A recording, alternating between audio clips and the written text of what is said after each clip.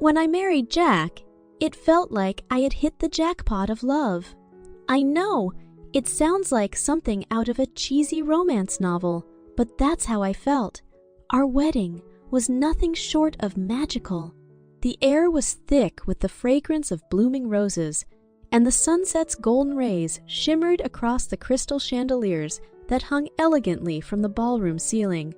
As I walked down the aisle in my lace-trimmed gown, locking eyes with Jack, who looked dashing in his black tuxedo, I felt like the protagonist in my own fairy tale. "Oh, Janet, you look stunning," his mother, Karen, had whispered to me as we took photos. "We're so glad to have you as part of our family." "I couldn't be happier," I responded, grinning from ear to ear. It was true. I got along wonderfully with his parents, which was like a cherry on top of my already sweet life. Jack and I were the toast of the evening, with our friends and family singing praises of how perfect we were for each other. "You guys are so in sync, it's almost like watching a movie, my best friend," Lisa had said, champagne glass in hand.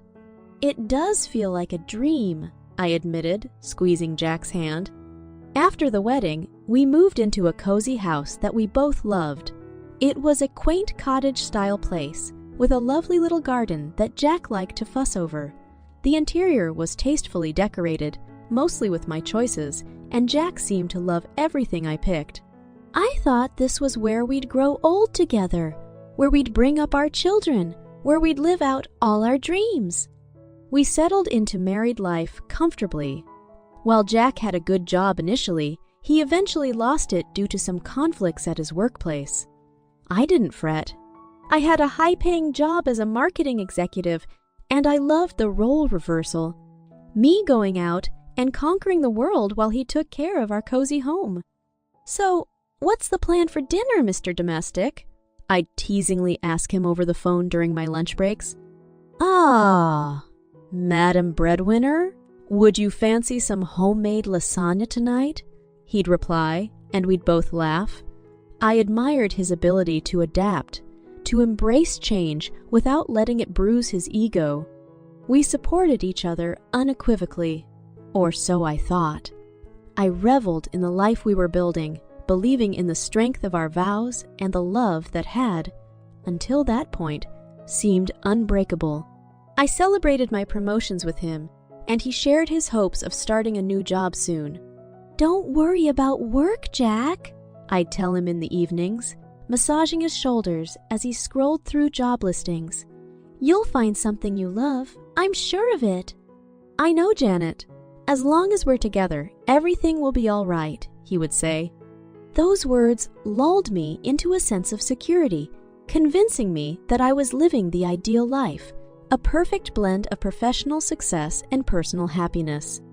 But as I'd come to find out, even the most beautiful roses have thorns, and fairy tales aren't always what they seem.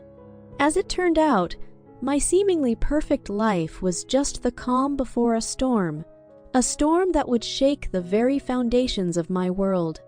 The day started like any other. The sun filtered through the curtains, casting a warm glow over the bedroom. Jack was in the shower, belting out tunes off, key, but with commendable gusto. I was still in bed, scrolling through my emails and planning out the workday ahead.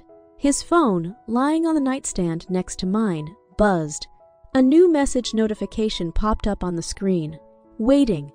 It's odd how one simple word can flood your mind with possibilities. I reasoned with myself for a moment.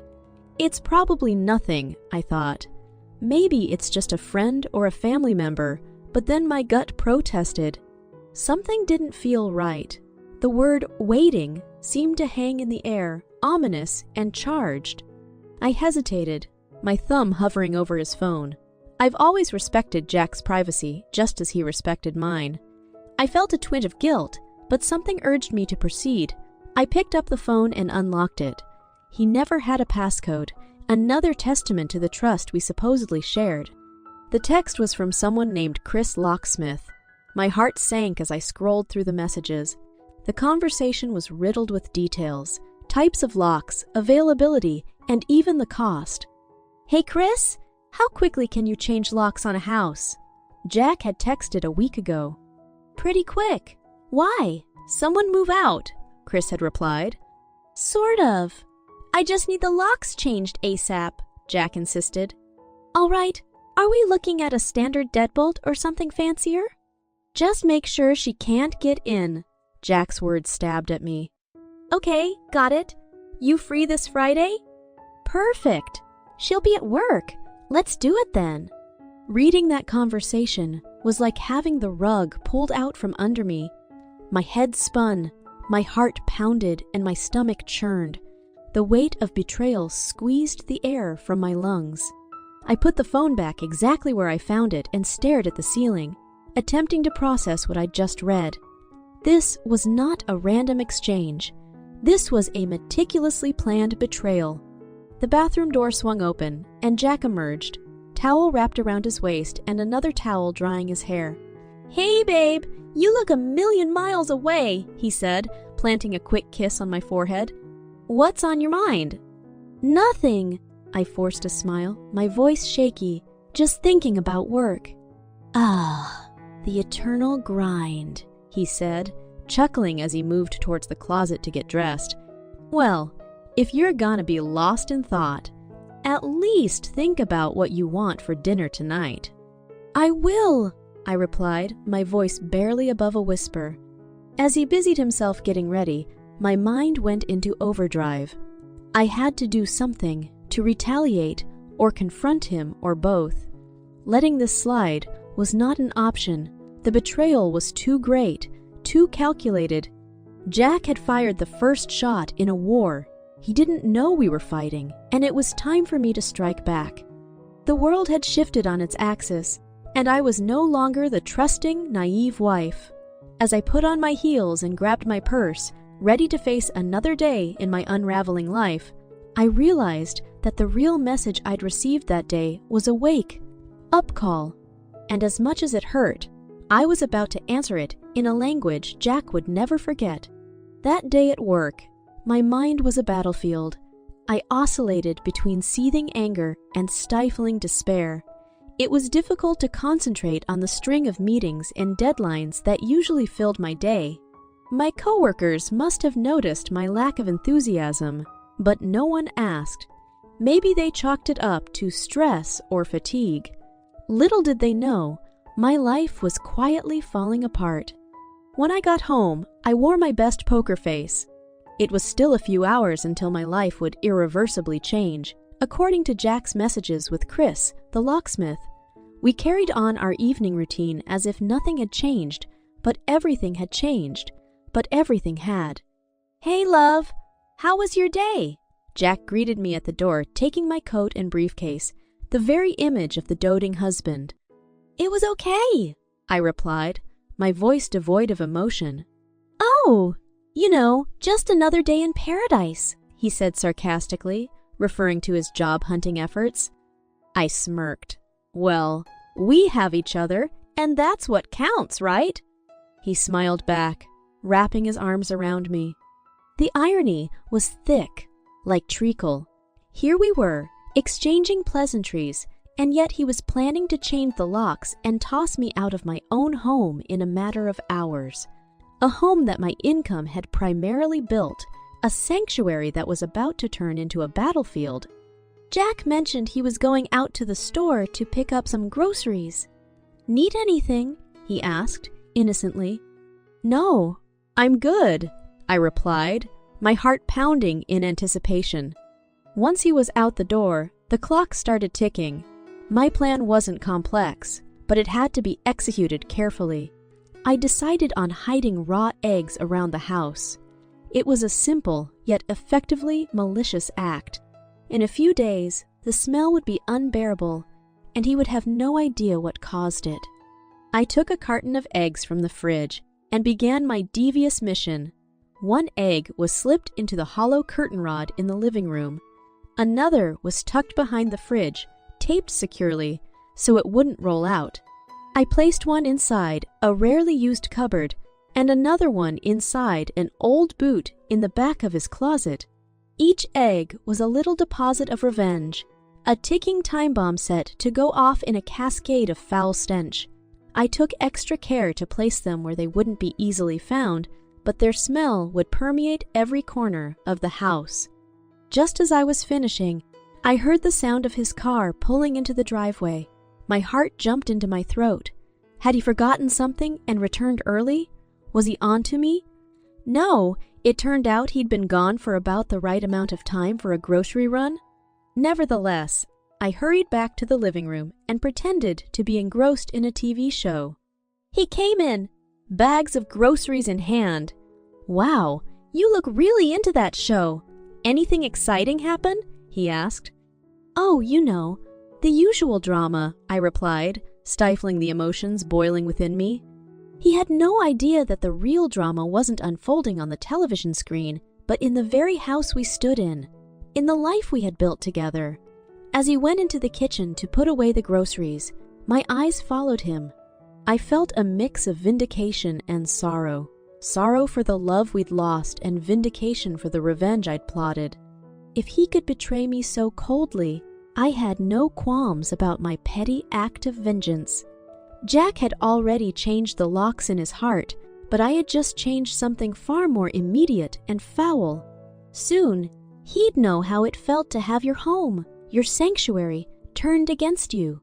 The following day, I went about my usual routine, getting up early, kissing Jack goodbye, and heading to work. It was a challenging day, filled with back meetings and tight deadlines. Yet, there was a nagging thought at the back of my mind, a ticking clock reminding me of what awaited me at home. Finally, the workday came to an end. I drove back, navigating through rush hour traffic while grappling with a storm of emotions. As I pulled into our driveway, my heart raced. This was the moment of truth.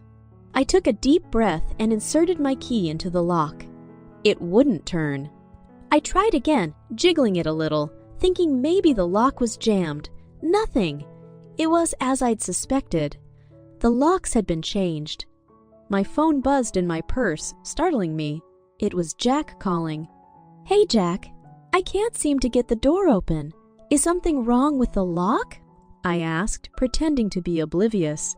"Yeah, about that," he began, his voice tense. "You don't live here anymore, Janet." "What do you mean?" I feigned surprise, even though I knew all too well what he meant. "I've changed the locks." "I think it's time we took a break from each other," he declared, devoid of any emotion.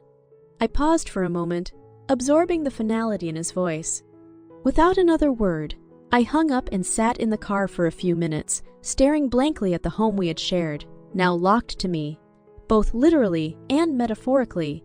Then, almost robotically, I started the car and drove away. I headed to my mom's house, feeling defeated yet somehow vindicated. As I recounted the ordeal to her, she was aghast but supportive. "Oh, honey, I can't believe he would do this to you," she said, wrapping me in a warm embrace. "Yeah, Mom, I can't believe it either. But I'll be fine," I assured her, though I was far from fine. For the next couple of days, I stayed with my mom, nursing my emotional wounds and contemplating my next steps. I started making arrangements to move my belongings and consulted a lawyer about initiating divorce proceedings. As much as the reality stung, I had to look out for myself now. Jack had made it abundantly clear that we were on separate paths. On the third day, my phone rang. It was Jack again.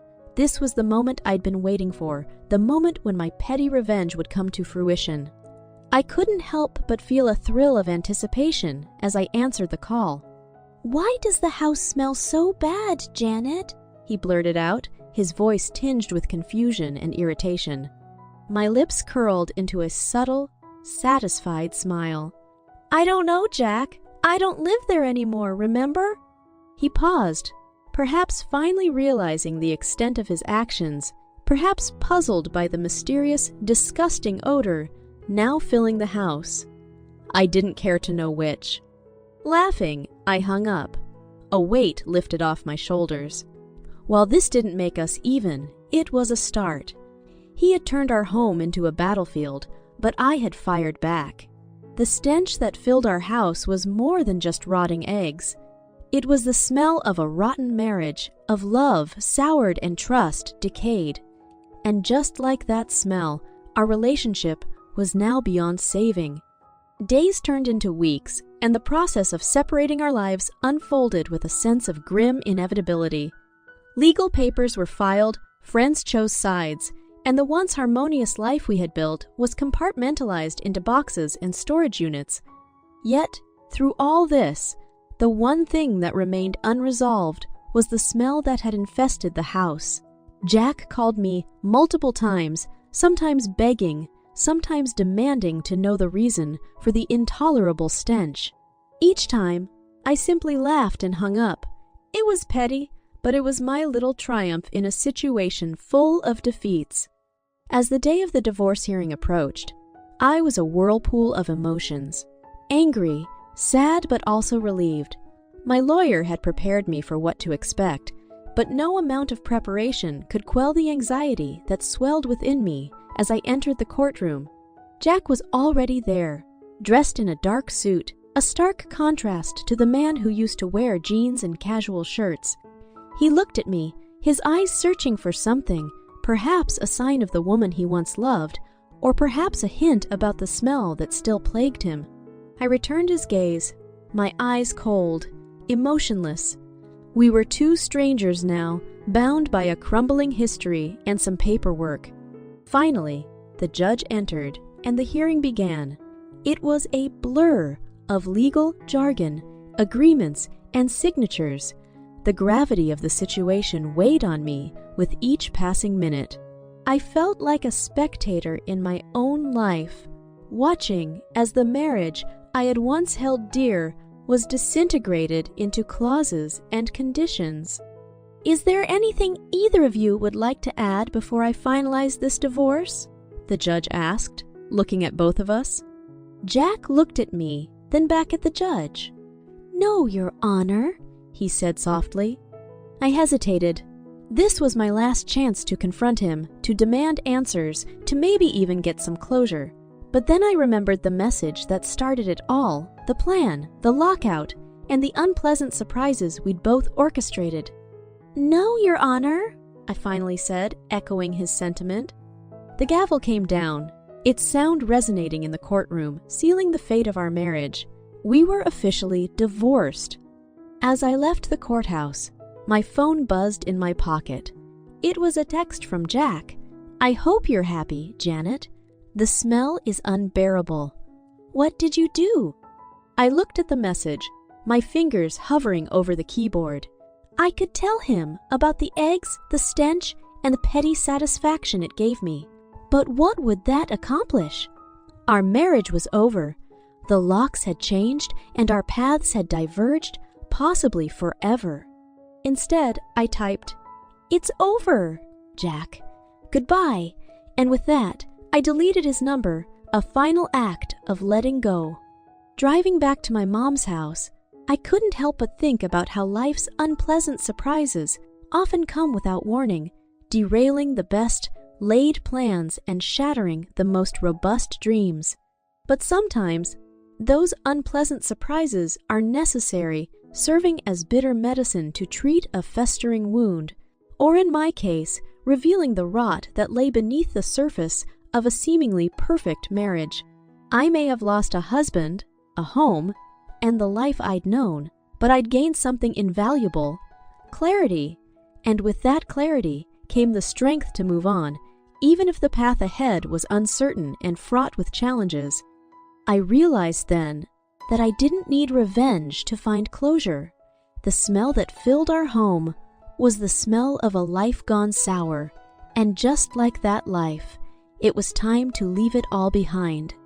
Months passed, and I found myself gradually adjusting to my new life. The divorce, once an agonizing process, had now become a closed chapter.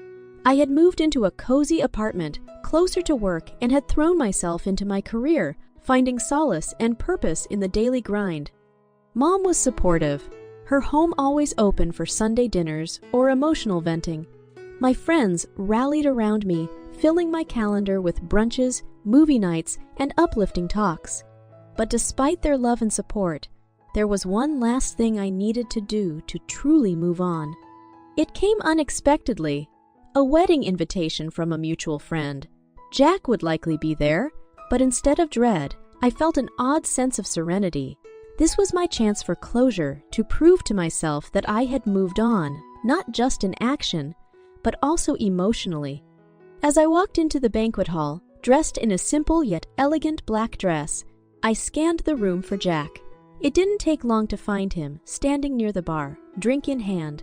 Our eyes met, and for a moment, the past came rushing back, Ah, torrent of memories, both good and bad. I took a deep breath and walked over. "Jack," I said, stopping a few feet from him. "Janet," he replied, his eyes unreadable. "How have you been?" The words felt surreal, like a script from a drama we were both reluctantly acting in. "Good, good. Busy with work. You?" "Same," I nodded. Awkward silence followed, a tangible tension that neither of us dared to break. Finally, Jack spoke. "Janet, I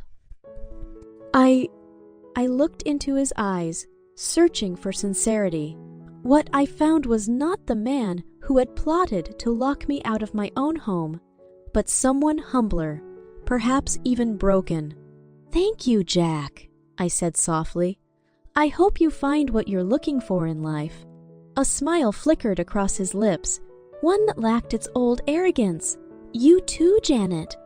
We stood there for a moment, each absorbing the finality of the conversation. Then, without another word, I turned and walked away. The band had started playing a slow song, a melodious tune that seemed to fill the air with a sense of nostalgic melancholy.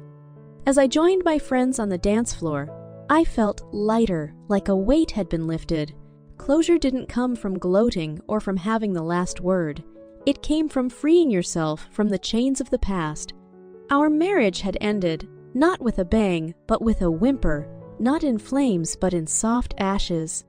I realized then that revenge, while momentarily satisfying, was just a temporary salve on a deeper wound. True healing came from forgiveness, from letting go, from seeking peace instead of conflict. The cycle of bitterness had been broken, and in its place was a newfound resilience, a strength born from hardships and life's unpleasant surprises.